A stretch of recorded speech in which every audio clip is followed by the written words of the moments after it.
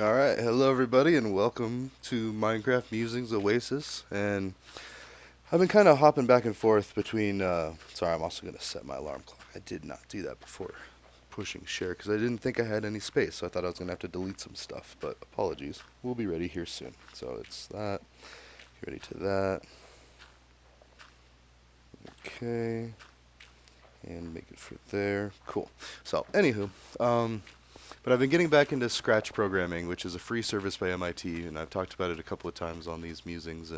But for anyone just joining us, it's basically a part of a bigger project to help with the gap that COVID kind of caused. I mean, a lot of kiddos kind of struggled during the COVIDs because technical issues, whether they actually like attended class because everything was remote, and even when they were getting back into school, like there were so many measures being taken to protect the kids, and rightfully so. I mean, it was a very deadly disease. Well, debatable how deadly versus, but it was very communicable. I had it a couple times, I'm pretty sure. Never tested positive technically, but like a lot of people at my work got it, and mind you, this is after I was fully vaxxed and everything. But anyway, sorry. My point is not the COVID. It's like you believe what you will with that. I'm not here to teach to convince you with anything there. But the education dropped, and that's understandable because of how hard tech support is with a like a whole company and stuff. Like the tech support that I do for my company.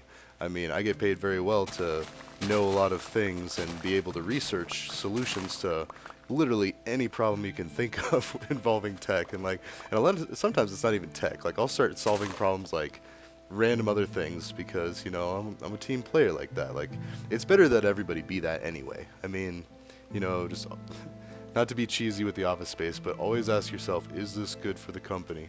Because that is so true. Like, even though it's cheesy in that movie, and is this good for humanity? Now, see, that's a bigger one. That's the kicker. Is like you should always ask yourself before you make a decision. Be like, is this good for me? Is this good for the people really close to me? And then is it good for my town, my community? Or no, sorry, my community, like your street, your neighborhood. Is it good for my town? Why is that like that? Hmm, okay. We do have a lava bucket. I'm gonna fix that real quick. Because we're just musing. I mean, there's no real goal here. You gotta be careful because now, there we go. Basically, what I'm gonna do is I'm gonna make that flat so it's not moving.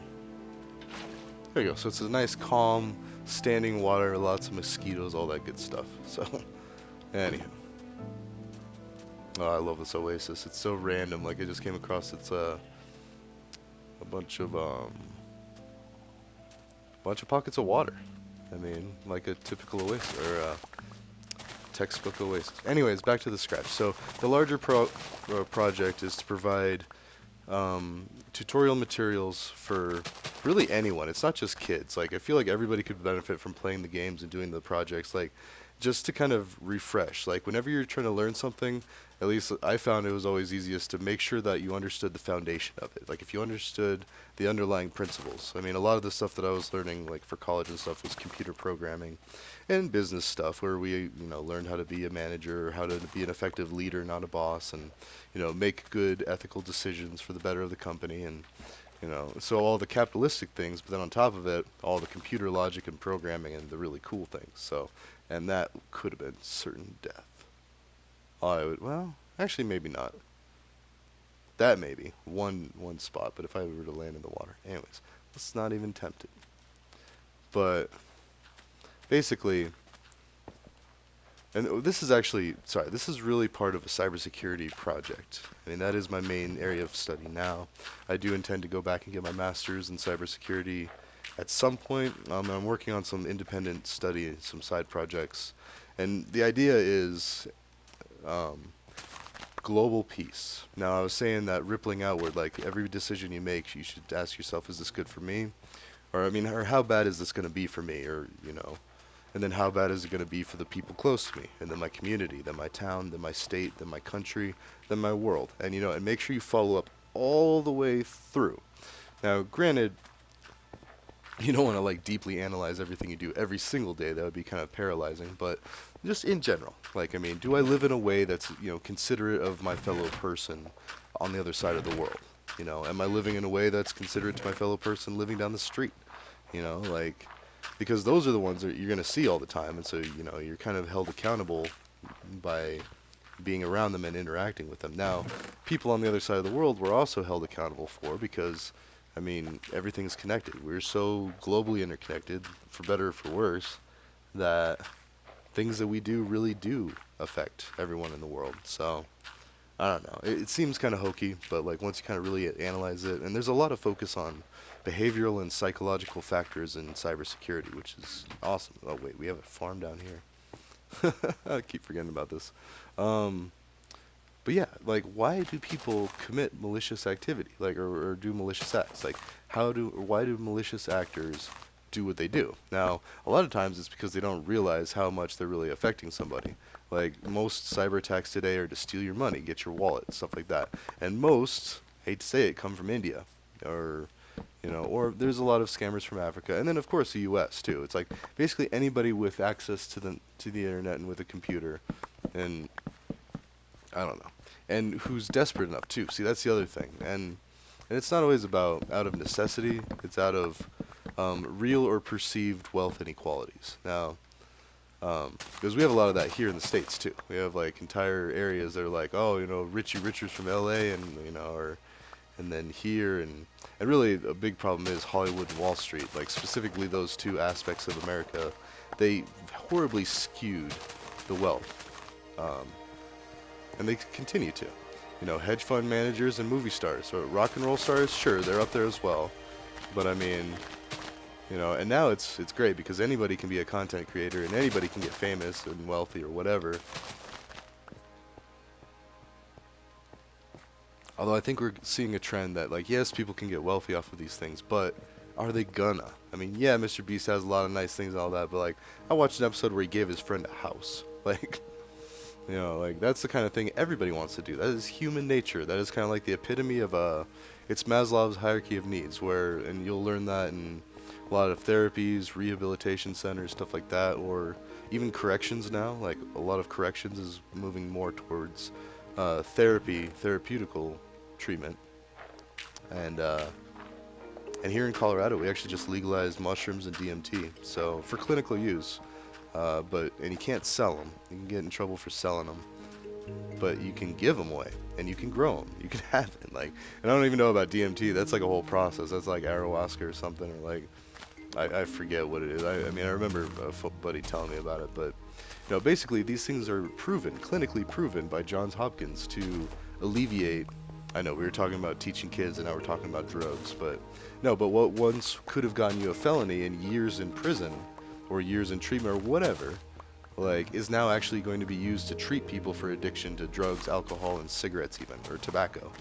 I mean, it's legit. Like if you look up Johns Hopkins psychedelic research, I mean, it's helpful. So, anyways, back to the education point. So all of that aside, and I hope, it's still bad for kids. Like kids need to develop, their bodies need to grow. They don't really need all that trash. At the same time, kiddos of my generation were drinking alcohol at a young age, So on the scale of what's worse, I would say alcohol is way worse than any naturalistic substances like cannabis, mushrooms, or DMT. Granted, no. Sorry, we went off way on a tangent. Let's teach the kids, but also keep a close eye on them and make it to where they don't do that sort of thing. Like, still be responsible. Anyways, that's a whole side tangent. So the Scratch programs and education. So already, and I'll be focusing on math and science, like math and then science probably, because math is the easiest to be able to teach and learn for sure, for certain. Like, there's a right and a wrong answer. There just is for the early stages of math. Now, when you get into the higher stuff, there's some interpretational stuff and more word problems and, logical thinking. But for the beginning, you can even just use a basic calculator, which every phone has, and you can double check your work. So, granted, my kiddos aren't going to get phones for quite a while. I'm kind of holding on to that. I got my first one in 7th grade.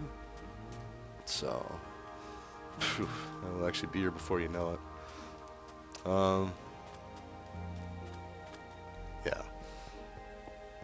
Now writing too, like I don't write very well grammar wise. I don't have very good grammar in my day-to-day communications with my coworkers, but Like I use but multiple times without, and then commas or whatever. But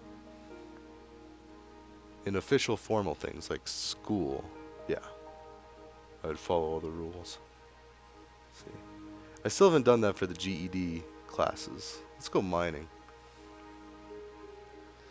But I still need to go back and finish the last two sections. I've done math and science, and I'd like to go back and redo those as well. Just do like a clean one, or at least edit out some of the extra stuff, because there's a bunch of junk in there that like I was showing a code pen and like being like, all right, well here we go, we'll use this, but not everything needs a code pen, and I need to, if I could go back and tell my past self that, that would be that. But I don't know, it doesn't hurt. Code pen's a great thing, but when you're trying to learn one thing, don't start learning web development as well, because that's basically what code pen's used for. Is it's a development environment, so you can use HTML, CSS, and JavaScript side by side. It makes it really easy to understand like how they all work together, and that's basically it. Like that's web development in a nutshell, and it's usually just HTML and CSS, and then JavaScript is like an additional bonus, which is good to know. And now, actually, I guess I should say it's pretty standard to either have some PHP or JavaScript or some kind of actual web coding language, because websites are now expected to be up to a certain standard. Anyway, like any animation you see. Sorry, I digress. So we're talking Scratch. We got um, the sprites, the size comparison. That's where I'm at currently. But actually, I wonder if I should get some different type of stone, like some granite. Got a lot of this diorite. I like to build with that, but in fact, I'm thinking about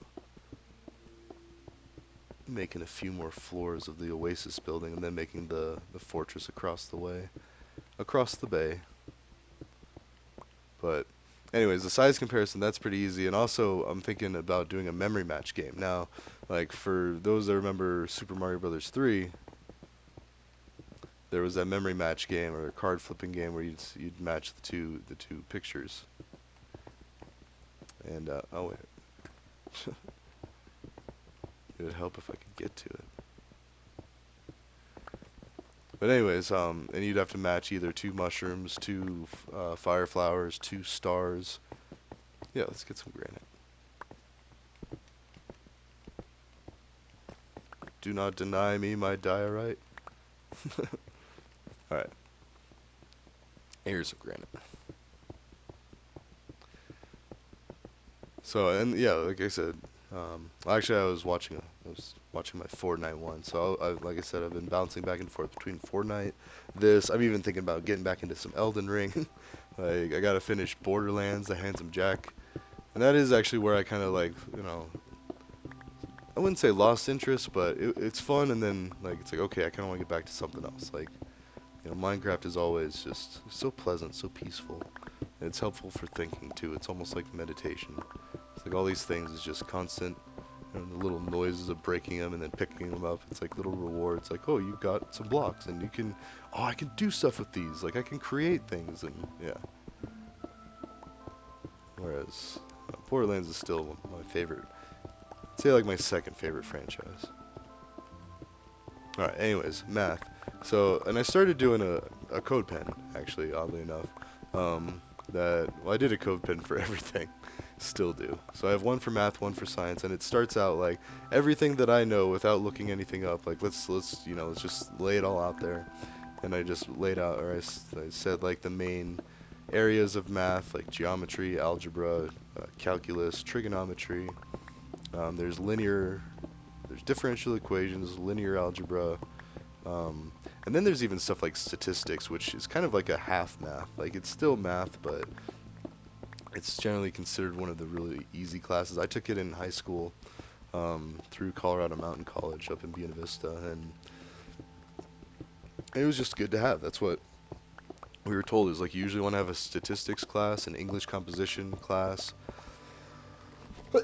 and then math. But the math you gotta check with the university too, because at CSU I had to do what was called the PACE program, which was yeah math at your own pace, and they were little mini courses.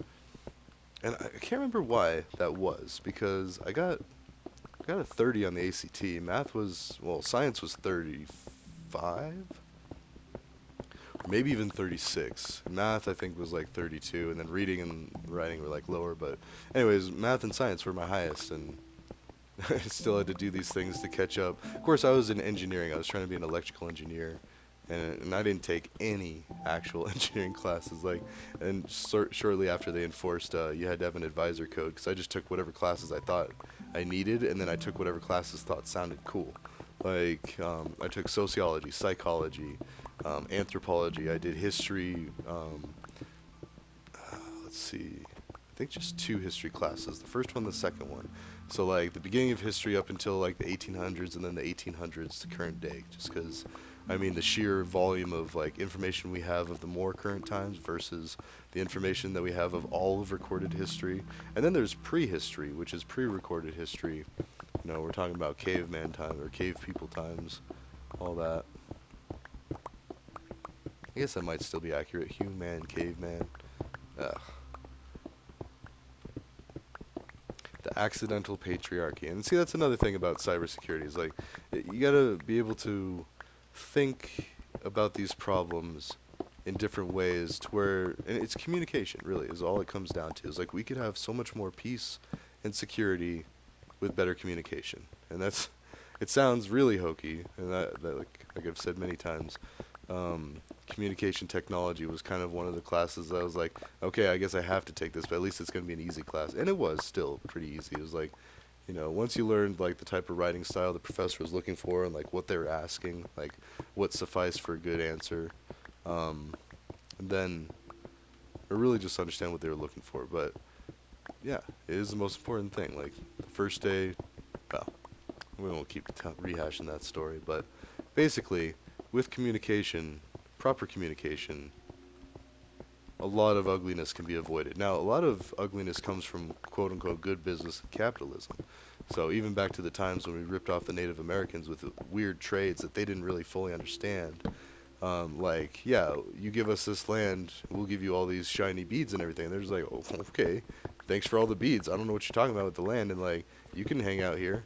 And then they started saying, well, now you can. They're like, wait, what?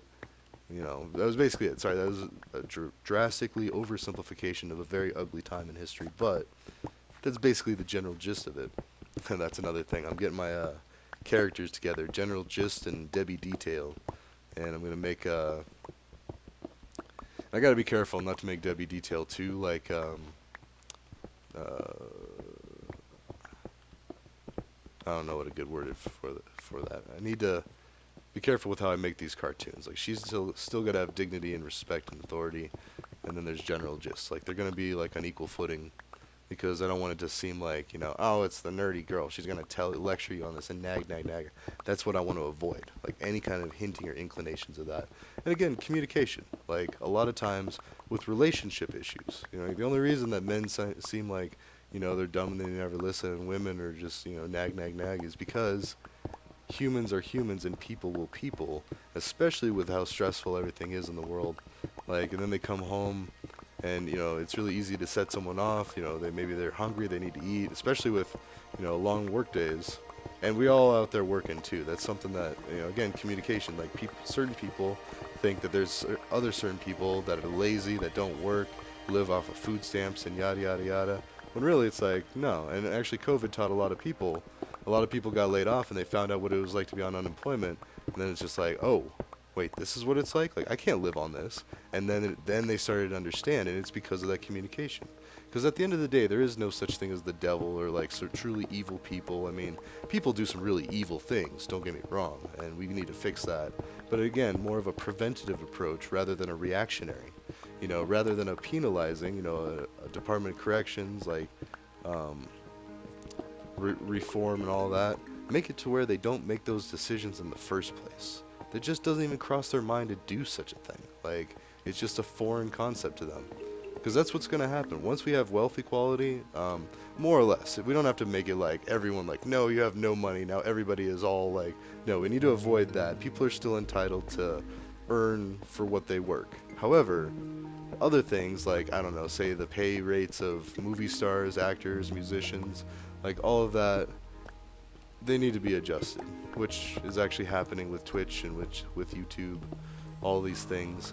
I mean, it's still ridiculous, and people need to realize once they get like to a certain point with money, then it's like, okay, now it's time to start giving back. Now it's time to, at least start investing some of it back into the community and not stock markets. Like, invest in non-financial wealth.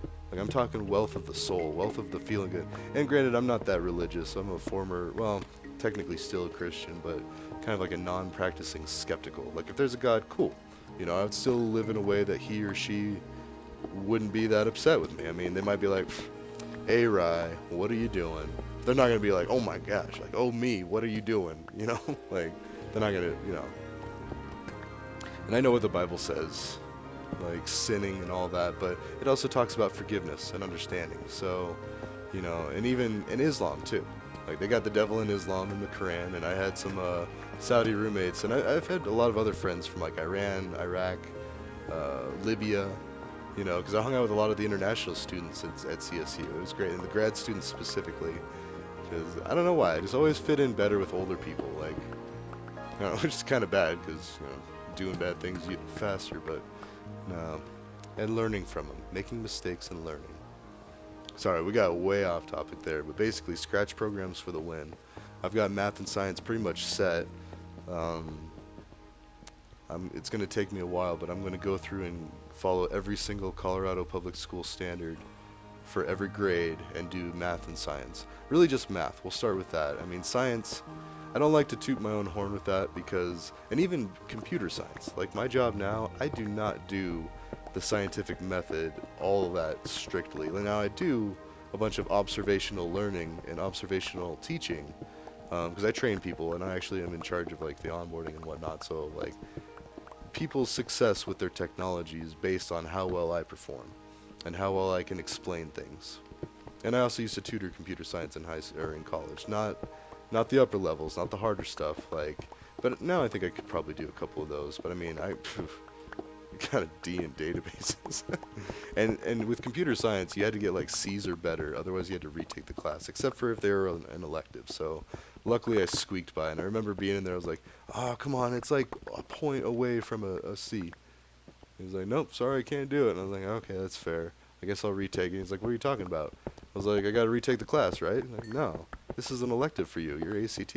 And so ACT is more businessy, programming, IT. And we still took, anyways, sorry, the whole explanation thing. I have a tech degree. We'll just leave it at that.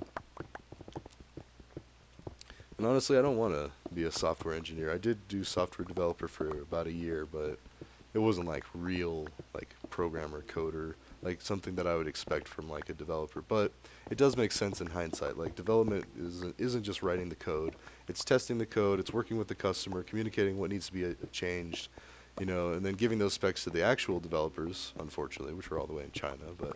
Um, but yeah, and then I got to meet some of the Chinese developers and had a great time. So I mean, it wasn't all bad, but I wasn't wanting to do IT at the time. Anyway, sorry, I usually run off on a rant with that. So this project, oh, I got way into coding last night because I did that one and I was kind of getting bored with that. I mean, or just like kind of like losing interest. And then I did another Star Wars one, and I ended up coding the whole thing, like in lieu of video games. I just did that, and it was awesome. It was so much fun. Basically, what the program was is you spin around in a circle. I mean, I might try to improve how that is, but um, and then you have stars flying out from the center, and they randomly generate clone sprites. Basically, is what it is. Oh wait, let's cook those. Let's also get some wood going, because I saw that that was kind of lacking. We got a lot of this. Okay. Anyways, and yeah. So then first it starts out that you have stars generating from the. Because it's supposed to look like you're flying through space. It's a Star Wars flying simulator, but all you can do is move your ship, which mine was a crab. Yeah, it's a crab. And then, because I don't actually have the actual Star Wars sprites, they don't include those. They just give you ideas for the coding part. Because Star Wars is copyright, and like, of course I know that. But I was like, oh, if you buy the book, you get to do no. So that is kind of a little false advertising that way, but it's all good. Like, first one only cost me $5 at a book fair. Whoops. And then I bought two more copies. I love the book, and then I donated those to a couple of places that Some kiddos might be doing it, and then some students, like some college-age students, might be doing it as well. So we'll see. Or they might have just not gotten used at all, and we'll just roll it on to the next semester. Anyways, this project, sorry, back to that. And then they had TIE fighters flying out from the center as well, more sparsely generated than the stars. And then the TIE fighter is supposed to shoot, which I still got to fix that bug. It doesn't really shoot too well. I think everything's too big too. Like it doesn't have time to really act correctly, so it might work better when it's full screen. But um, and yeah, you just try to move your ship to avoid. Oh, and asteroids too. So there's stars, asteroids, and TIE fighters in the example, and a Millennium Falcon for the ship. And then in mine, it's still stars. That was easy. It was just like painting the dot, and then or using the painter tool. And then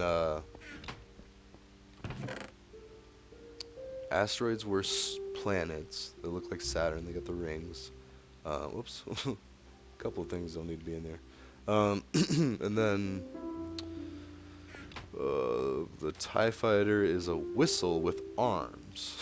It's very ridiculous. It's actually, if we're going to be taking these out and getting the experience, we should get rewarded for them. Oh. See, I love the music too. It's all peaceful. Uh, oh, we'll wait until it's finished.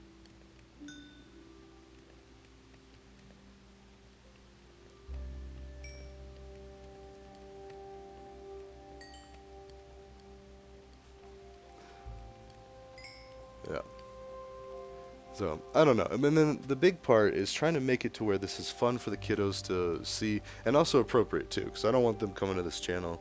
I mean, they can. I don't really say anything too messed up, except for I get into more specifics with like substance abuse and criminal activity and things that kids don't really need to be knowing about. But at the same time, when I was their age, like I was watching Simpsons in first grade. I was watching the Naked Gun movies, also in first grade.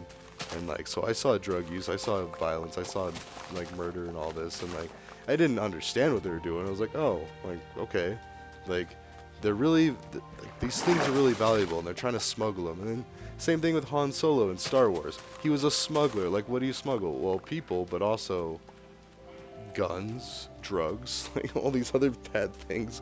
And it's like, oh, he's a household name, and everybody loves Han Solo, but he was a criminal, a drug runner, a gun runner, or what have you. Like, it's up for hire. And then so much to the point where a mobster puts out a hit on him and has him kidnapped and then made a slave. Like, some really messed up stuff in there. And yeah, I was watching all that. By third grade, I had the collector's edition.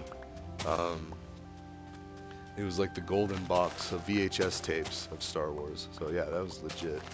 I watched those things. And now, like, we've got streaming services, we've got YouTube, we've got... It's crazy. It's awesome. Anyways.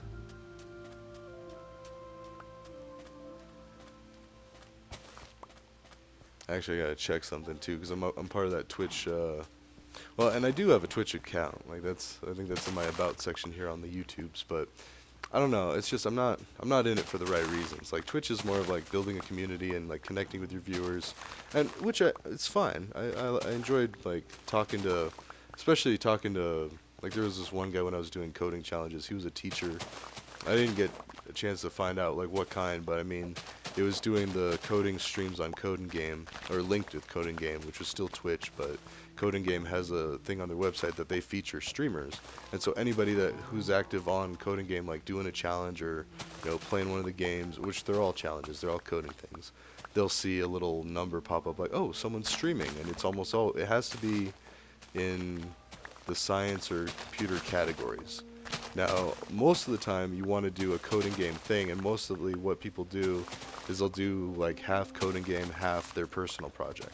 In fact, this French guy that I watch, Rector Squarity. Anyways, he's on my Twitch profile, so if you want to check him out. But like, he is an amazing code golfer, and then he also has some really cool side projects, which I honestly couldn't tell you. I feel like they're image manipulation programs, or like maybe making those puzzles where they're tiles of a picture broken up onto the tiles that can move. Yeah. Anyways. Oh wait. Let us see what they can trade. Yes. And also, we get XP from this. I'll take that too. Don't really need sea pickles now. Blue ice or even packed ice. Because ultimately, and I haven't been doing a lot of it, I want to get... It's really great for nether travel if you get... Because right now I have nether travel of extensive railways. But if you get blue ice, which never melts... Oh, there's the alarm. Then you can travel even faster. I think... Yeah. Alright, well, ta-ta for now. And I'll try to upload some Scratch videos. And then eventually I'm going to make a YouTube Kids channel. And then just do exclusive Scratch stuff. So, and then maybe... I'm trying to convince some of my friends. Well, not trying. They're already excited about it. They're going to do it. But they'll be doing, like, online streaming and being available. Maybe we could do a Discord with parents. And then parents can ask the questions for the kids. I don't know. It's got to be some way where the kids can be engaged.